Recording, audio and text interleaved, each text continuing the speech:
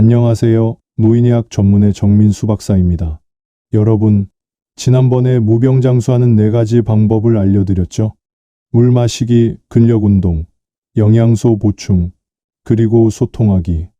이 4가지만 하면 85세까지 건강하게 사신다고 말씀드렸습니다. 맞습니다. 이것만으로도 충분합니다. 그런데 제가 30년 진료 경험을 더 깊이 들여다보니 100세까지 정정하게 사시는 분들에게는 추가로 3가지 비밀이 더 있었습니다.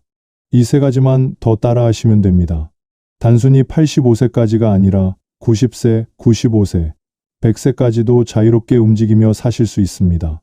잠깐, 특히 마지막 3번째는 정말 충격적입니다. 여러분이 매일 건강을 위해 하는 바로 그 행동이 오히려 수명을 10년 단축시키고 있었습니다. 의사들도 대부분 모르는 이 사실. 끝까지 보지 않으면 평생 후회하실 겁니다. 그리고 영상 시작하기 전에 꼭 부탁드립니다. 구독과 좋아요 버튼 눌러주세요. 특히 이 영상을 부모님이나 가족에게 공유해주세요. 단 한 명이라도 더 건강하게 오래 사셨으면 하는 마음으로 이 영상을 만들었습니다. 오늘은 진짜 무병장수의 완성판, 마지막 3가지 비법을 공개합니다. 여러분, 제가 지금부터 하는 말이 충격적일 수 있습니다. 하지만 이것은 제가 30년간 수천 명의 환자를 진료하면서 발견한 진실입니다. 매년 종합검진을 받는 사람이 3년에 한 번 받는 사람보다 더 빨리 병에 걸립니다. 믿기 어려우시죠? 저도 처음엔 믿을 수 없었습니다. 하지만 통계는 거짓말을 하지 않습니다. 제가 가장 기억에 남는 환자가 있습니다. 김 회장님, 73세였습니다. 강남에서 큰 회사를 운영하시는 분이었죠. 매년 수백만 원짜리 VIP 종합검진을 받으셨습니다. MRI, CT, PET, CT까지 안 찍는 게 없었습니다. 그런데 어느 날 제게 오셔서 하신 말씀이 충격적이었습니다. 박사님, 저는 왜 검진을 많이 받을수록 더 아픈 것 같을까요? 김 회장님의 의료 기록을 분석해보니 놀라운 사실을 발견했습니다. 10년 동안 받은 방사선, 피폭량이 원폭 생존자의 평균 피폭량보다 많았습니다. 더 충격적인 건 그 다음이었습니다. 검진 결과 이상 소견이 나올 때마다 추가 검사를 받고 약을 처방받고 또 다른 검사를 받는 악순환이 반복되고 있었습니다. 갑상선에 5mm 물혹이 발견되어 6개월마다 초음파를 찍었고 전립선 수치가 조금 높다고 3개월마다 피검사를 했습니다. 결과적으로 김 회장님은 건강했던 사람이 검진 때문에 환자가 된 케이스였습니다. 여기서 무서운 통계를 알려드리겠습니다. 한국의 갑상선암 발견율은 세계 1위입니다. 그런데 갑상선암 사망률은 전혀 줄지 않았습니다. 무슨 의미일까요? 저절로 사라지거나 평생 문제없을 작은 암까지 찾아내서 수술하고 있다는 뜻입니다. 이를 의학계에서는 과진단이라고 부릅니다. 실제로 부검 연구에 따르면 80세 이상 남성의 80%에서 전립선암 세포가 발견됩니다. 하지만 대부분 증상 없이 천수를 다합니다. 문제는 이걸 일찍 발견하면 어떻게 될까요? 불필요한 수술, 방사선 치료, 호르몬 치료를 받게 됩니다. 삶의 질은 떨어지고 오히려 더 빨리 쇠약해집니다. 제가 본 또 다른 사례입니다. 박 여사님 68세였습니다. 건강하게 등산도 다니고 손주들과도 잘 놀아주셨죠. 그런데 정기검진에서 폐에 8mm 결절이 발견됐습니다. 의사는 암일 수도 있다며 3개월마다 CT를 찍자고 했습니다. 그날부터 박 여사님의 삶은 지옥이 됐습니다. 잠을 못 자고 밥맛을 잃고 우울증에 시달렸습니다. 매번 CT 찍을 때마다 방사선, 피폭은 누적됐고 스트레스로 면역력은 떨어졌습니다. 2년 후 결절은 그대로였지만 박 여사님은 완전히 다른 사람이 되어 있었습니다. 스트레스성 위염, 불면증, 공황장애까지 생겼습니다. 건강했던 분이 검진 하나 때문에 진짜 환자가 된 겁니다. 그럼 검진을 안 받으라는 건가요? 아닙니다. 현명하게 받으라는 겁니다. 제가 30년 경험으로 정리한 스마트 검진 원칙을 알려드리겠습니다. 첫째, 나이에 맞는 검진만 받으세요. 50대는 위내시경, 대장 내시경을 5년마다, 60대는 기본 혈액 검사와 흉부 엑스레이를 2년마다, 70대 이상은 증상 있을 때만 검사하세요. 둘째, 과도한 영상 검사를 피하세요. CT 한 번은 흉부 엑스레이 100에서 300번에 해당하고 PET CT 한 번은 400번에 해당합니다. 이 방사선이 몸에 누적됩니다. 셋째, 작은 이상 소견에 과민 반응하지 마세요. 5mm 이하 결절은 대부분 무해하고 작은 물혹은 95% 이상 문제 없으며 약간의 수치 이상은 재검 후 판단하면 됩니다. 넷째, 무증상 검사의 함정을 아세요. 증상 없는데 하는 검사일수록 가짜 양성이 많습니다. 100명 검사하면 10명에서 이상 소견이 나오는데 실제 문제 있는 사람은 1명도 안 됩니다. 나머지 9명은 불필요한 공포와 추가, 검사의 희생자가 됩니다. 다섯째, 의사의 상술에 속지 마세요. 안전을 위해 자주 검사합시다. 혹시 모르니 정밀 검사합시다. 이런 말 조심하세요.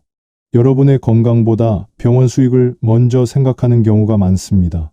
제가 추천하는 진짜 건강 체크법은 매일 아침 3분 셀프 체크입니다. 체중 변화를 확인하고 한 달에 2kg 이상 변하면 주의하세요. 대소변 상태의 색깔, 양, 횟수를 체크하고 계단 오를 때 숨쉬기 편한지 확인하세요. 양말 자국으로 붓기를 체크하고 새로운 통증이 있는지 살펴보세요. 이상이 있을 때만 병원 가세요. 이게 과도한 검진보다 100배 낫습니다. 김 회장님은 조언을 따른 지 1년 만에 약을 절반으로 줄였고 검진 스트레스에서 해방되어 훨씬 건강해지셨습니다. 박 여사님도 과도한 추적 검사를 중단하고 다시 등산을 즐기고 계십니다. 기억하세요. 검진은 약이 아니라 독이 될 수 있습니다. 현명하게 선택하세요. 두 번째 숨겨진 습관은 제가 수면의 덫이라고 부르는 것입니다. 여러분, 솔직히 말씀해 보세요. 저녁 8시면 잠자리에 들고 새벽 4시면 눈이 떠지시죠? 낮에는 졸려서 한두 시간씩 낮잠을 주무시고요. 이게 나이 들면 당연한 거라고 생각하시죠? 천만에요. 이것이 바로 여러분을 10년 일찍 늙게 만드는 주범입니다. 제가 잊을 수 없는 환자가 있습니다. 최 목사님, 76세였습니다. 은퇴 후 규칙적인 생활을 하신다고 자부하셨죠. 저녁 8시 취침, 새벽 4시 기상, 오후 2시부터 4시까지 낮잠. 하루도 빠짐없이 이 스케줄을 지키셨습니다. 그런데 이상하게도 갈수록 기억력이 떨어지고 우울해지고 밤에는 자주 깨고 낮에는 더 피곤해 하셨습니다. 병원에서 온갖 검사를 해도 이상이 없었습니다. 제가 최 목사님의 수면 패턴을 분석해보니 충격적인 사실을 발견했습니다. 실제 깊은 잠을 자는 시간은 하루에 3시간도 안 되었습니다. 나머지는 모두 얕은 잠이었죠. 더 놀라운 건 뇌파 검사 결과였습니다. 치매 전 단계인 경도인지 장애 패턴과 똑같았습니다.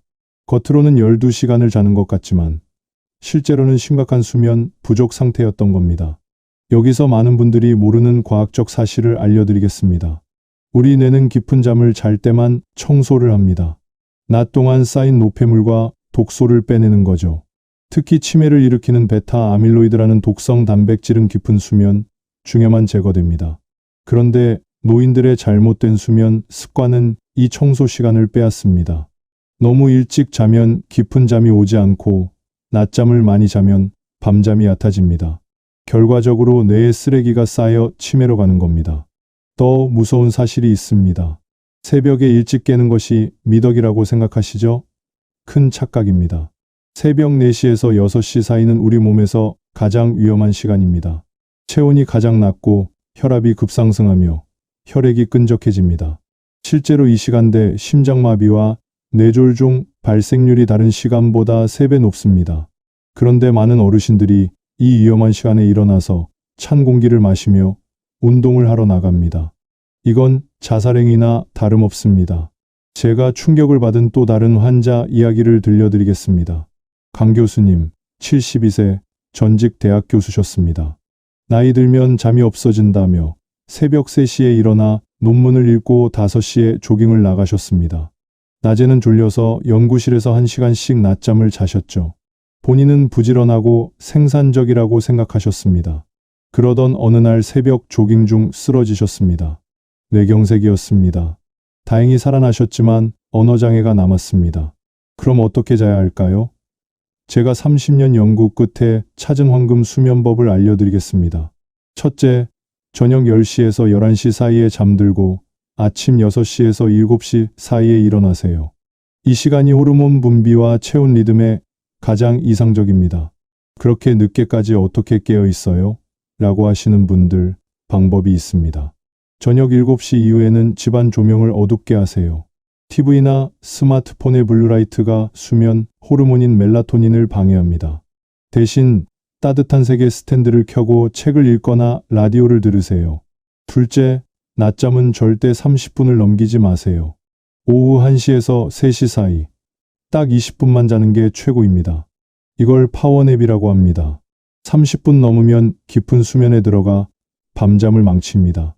실제로 하버드 연구에서 20분 낮잠이 커피 한 잔보다 각성 효과가 크다고 밝혔습니다. 타이머를 맞춰놓고 의자에 기대어 자세요. 침대에 누우면 깊이 잠들 위험이 있습니다. 셋째, 잠이 안 온다고 술을 드시는 분들, 당장 멈추세요. 알코올은 잠을 유도하는 것 같지만 실제로는 수면의 질을 망칩니다.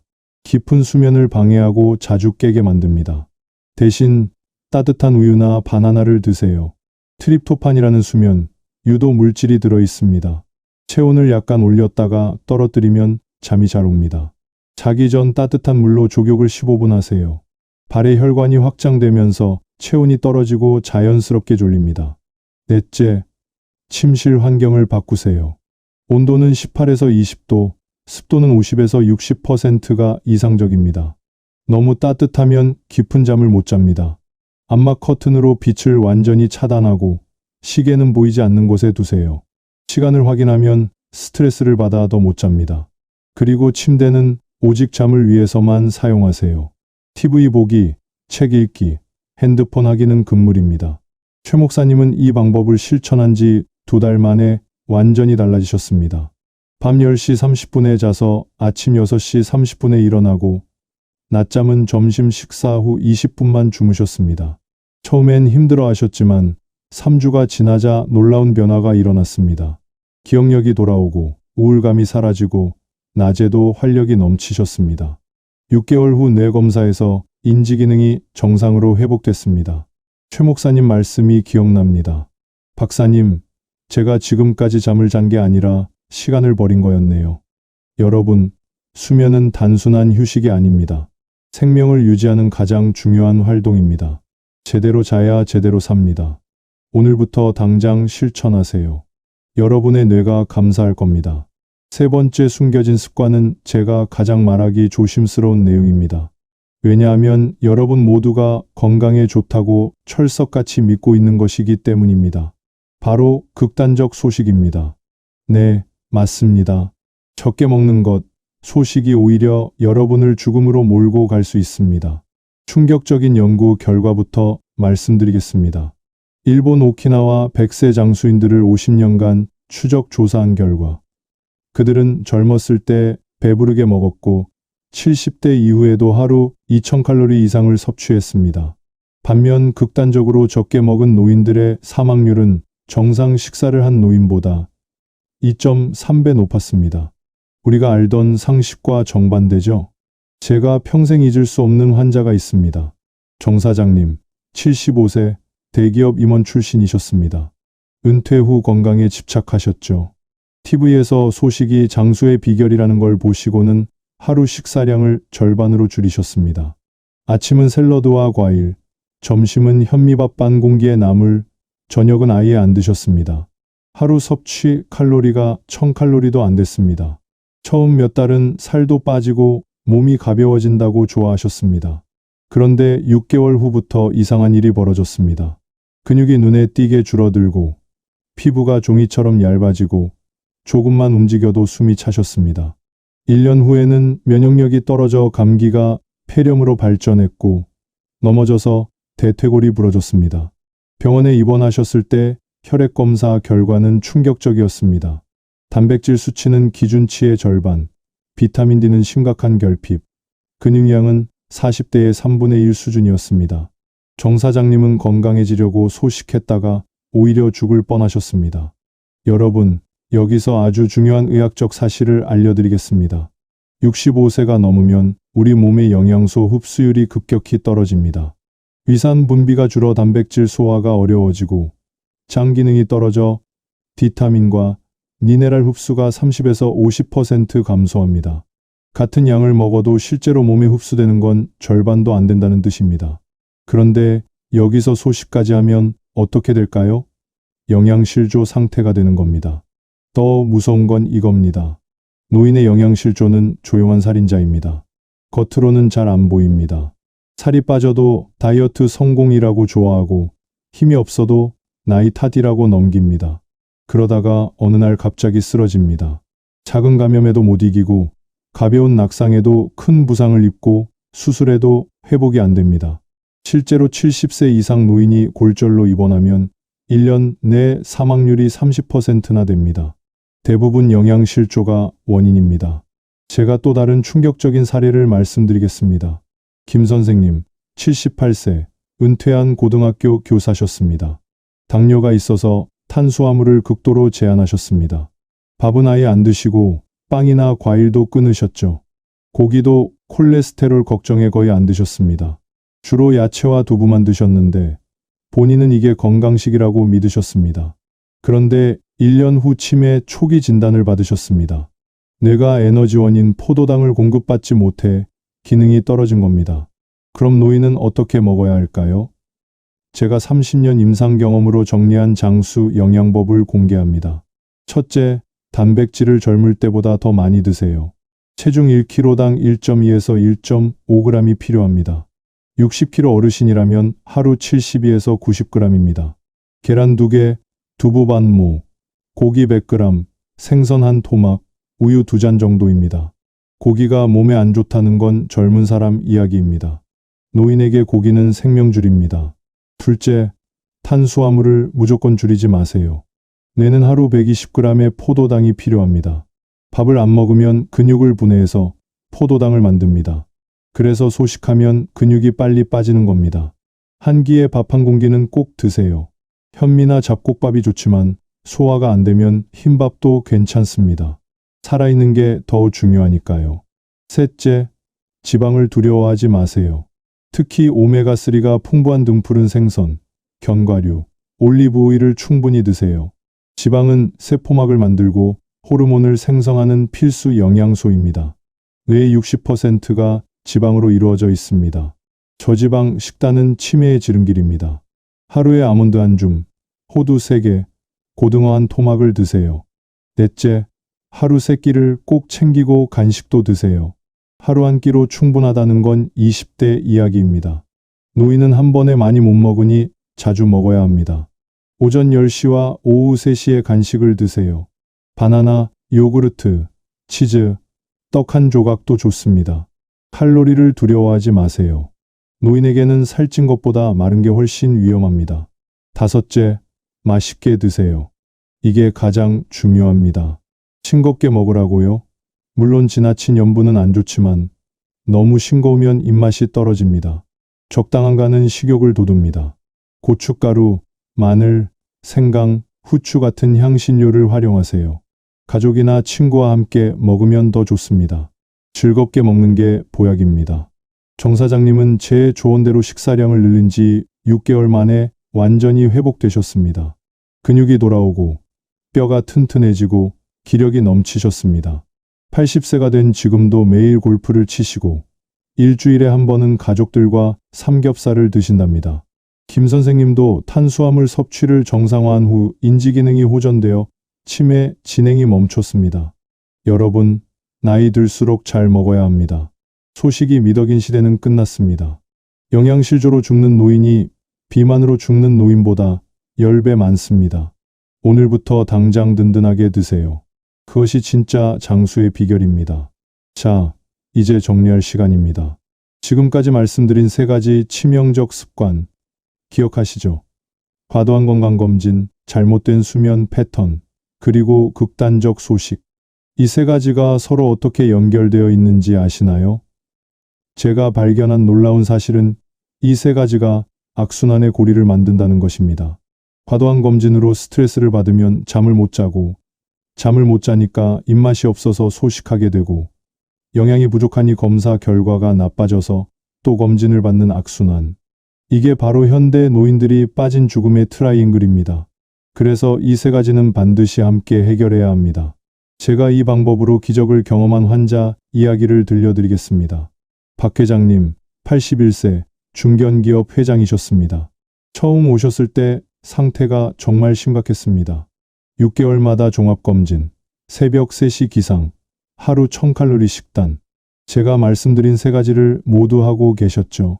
결과는 우울증, 불면증, 영양실조, 그리고 치매 초기 증상까지. 가족들은 이미 요양병원을 알아보고 있었습니다. 저는 박 회장님께 3개월 프로그램을 제안했습니다. 처음엔 박사님, 제가 30년간 해온 건데 갑자기 바꾸라고요? 라며 거부하셨지만 3개월만 제 말대로 해보시고 안 좋아지면 원래대로 돌아가세요 라고 설득했습니다. 첫 번째 달, 검진 중독 탈출 기간이었습니다. 모든 정기검진 예약을 취소하고 매일 아침 3분 셀프 체크만 하도록 했습니다. 처음엔 불안해하셨지만 2주가 지나자 검진 생각 안 하니까 마음이 편해요 라고 하셨습니다. 대신 혈압과 혈당만 2주에 한 번 체크했습니다. 이것만으로도 충분했습니다. 불필요한 방사선 노출도 없고 검사 스트레스도 없었죠. 두 번째 달, 수면 패턴 교정이었습니다. 새벽 3시 기상을 6시로, 저녁 8시, 취침을 10시 30분으로 바꿨습니다. 처음 일주일은 정말 힘들어 하셨습니다. 박사님, 10시까지 어떻게 깨어 있어요? 눈이 저절로 감겨요. 그래서 저녁 시간 활용법을 알려드렸습니다. 7시에 가벼운 산책, 8시에 따뜻한 물로 샤워, 9시에 가족과 대화나 TV 시청, 10시에 침실로 이동. 낮잠은 점심 식사 후 20분만 허용했습니다. 3주째부터 놀라운 변화가 시작됐습니다. 박사님, 30년 만에 꿀잠을 잤어요. 세 번째 달, 영양 회복 프로젝트였습니다. 하루 1000칼로리에서 2200칼로리로 단계적으로 늘렸습니다. 처음엔 이렇게 먹으면 배 터져요 라고 하셨지만 조금씩 자주 먹는 방법을 알려드렸습니다. 아침 7시 계란 2개와 토스트, 10시 바나나와 우유, 12시 30분 정식 한상, 3시 견과류와 요구르트, 6시 30분 고기나 생선 포함 저녁, 9시 과일. 특히 단백질을 강조했습니다. 매 끼니마다 반드시 단백질을 포함하도록 했죠. 3개월 후 박 회장님의 변화는 드라마틱했습니다. 우울증 약을 끊었고 수면제 없이도 푹 주무시고 체중이 5kg 늘었지만 다 근육이었습니다. 무엇보다 표정이 달라졌습니다. 눈에 생기가 돌고 목소리에 힘이 있었죠. 인지기능 검사에서도 정상 수치가 나왔습니다. 6개월 후에는 골프 필드에 복귀하셨고 1년 후에는 회사 경영에도 다시 참여하셨습니다. 올해 83세가 되신 박 회장님은 여전히 활발하게 활동하고 계십니다. 자, 이제 여러분도 할 수 있습니다. 제가 만든 333 법칙을 알려드리겠습니다. 세 가지 습관을 3개월 동안 3단계로 바꾸는 겁니다. 첫 번째 달은 검진 다이어트입니다. 증상 없는 검진은 모두 취소하고 꼭 필요한 것만 남기세요. 혈압, 혈당, 콜레스테롤 이 세 가지만 3개월에 한 번이면 충분합니다. 대신 매일 아침 거울을 보며 얼굴색, 부종, 체중을 체크하세요. 이게 최고의 검진입니다. 두 번째 달은 수면 개혁입니다. 취침 시간을 15분씩 늦추고 기상 시간도 15분씩 늦추세요. 급하게 바꾸면 실패합니다. 4주에 걸쳐 서서히 조정하세요. 낮잠은 알람을 맞추고 20분만. 침실은 오직 잠만 자는 공간으로 만드세요. TV, 책, 스마트폰은 모두 밖으로. 그리고 저녁 9시부터는 조명을 어둡게 하세요. 세 번째 달은 영양 충전입니다. 매주 300칼로리씩 늘려서 한 달에 1200칼로리를 증가시키세요. 단백질을 먼저 늘리고 다음에 탄수화물, 마지막으로 지방을 늘리세요. 체중계 숫자에 놀라지 마세요. 처음 늘어나는 2에서 3kg은 근육과 수분입니다. 이게 바로 건강의 신호입니다. 식사 일기를 쓰면 더 좋습니다. 뭘 먹었는지, 얼마나 먹었는지 기록하면 자연스럽게 균형 잡힌 식사를 하게 됩니다. 여기서 중요한 팁 하나 더. 이 세 가지를 실천하면서 가족이나 친구와 함께 하세요. 혼자 하면 작심삼일이 되기 쉽습니다. 배우자나 친구와 함께 3개월 건강 프로젝트를 시작하세요. 서로 격려하고 확인하면 성공률이 5배 높아집니다. 실제로 제 환자들 중 부부가 함께 한 경우 성공률이 95%였지만 혼자 한 경우는 60%에 그쳤습니다. 마지막으로 꼭 기억하세요. 이 3가지 습관을 바꾸는 건 단순히 수명을 늘리는 게 아닙니다. 삶의 질을 바꾸는 겁니다. 병원 신세 지지 않고 자녀에게 짐 되지 않고 끝까지 품위 있게 사는 것. 그것이 진정한 무병장수 아닐까요? 여러분도 할 수 있습니다. 오늘이 바로 그 시작점입니다.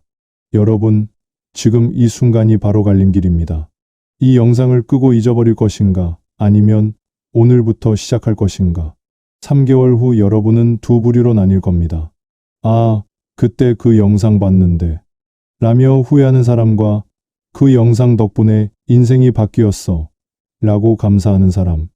여러분은 어느 쪽이 되시겠습니까? 제가 마지막으로 한 가지만 더 말씀드리겠습니다. 작년에 돌아가신 제 환자 한 분이 생각납니다. 87세 할아버지셨는데 돌아가시기 일주일 전에 제게 이런 말씀을 하셨습니다. 박사님, 제가 10년 전에 박사님을 만났더라면, 그때 이런 걸 알았더라면 지금쯤 손자 결혼식에서 춤도 추고 있었겠죠? 그 말씀이 아직도 제 가슴을 아프게 합니다. 여러분은 그런 후회하지 마세요. 아직 늦지 않았습니다. 70세? 앞으로 30년 더 사실 수 있습니다. 80세? 20년이면 100세입니다. 60세? 인생 2막이 40년 남았습니다. 지금 당장 시작하세요. 복잡하지 않습니다. 검진 줄이고, 제대로 자고, 잘 먹기. 이게 전부입니다. 근데 이 간단한 것이 여러분의 남은 인생을 완전히 바꿔놓을 겁니다. 잠깐 영상 끄지 마세요. 지금 당장 해야 할 일이 있습니다. 첫째, 댓글에 오늘부터 시작합니다 라고 쓰세요. 공개 선언의 힘은 강력합니다. 둘째, 이 영상을 가족 단톡방에 공유하세요. 특히 부모님, 형제, 친구들에게 꼭 보내세요. 당신이 이 영상을 공유해서 단 한 명이라도 건강해진다면 그것만큼 큰 선행이 어디 있겠습니까? 그리고 구독 버튼, 좋아요 버튼도 꼭 눌러주세요. 좋아요가 많을수록 더 많은 어르신들이 이 생명의 정보를 볼 수 있습니다. 여러분의 작은 클릭 하나가 누군가의 인생을 구합니다. 알림 설정도 필수입니다. 종 모양 눌러서 모든 알림 받기로 설정하세요. 그래야 생명을 살리는 정보를 놓치지 않습니다. 마지막으로, 여러분, 우리 약속해요. 3개월 후에 다시 만나요. 그때는 박사님 덕분에 10년은 젊어졌어요. 라는 댓글로 만나길 바랍니다. 오늘도 건강하게, 내일은 더 건강하게, 100세까지 팔팔하게 사는 그날까지 정민수 박사가 함께하겠습니다. 지금 바로 행동하세요. 검진 예약 취소하고 오늘 밤 10시 30분에 자고 저녁 든든하게 드세요. 여러분의 건강을 진심으로 응원하는 정민수 박사였습니다. 구독, 좋아요, 알림 설정, 공유, 댓글 이 5가지만 하시면 여러분도 100세 현역입니다.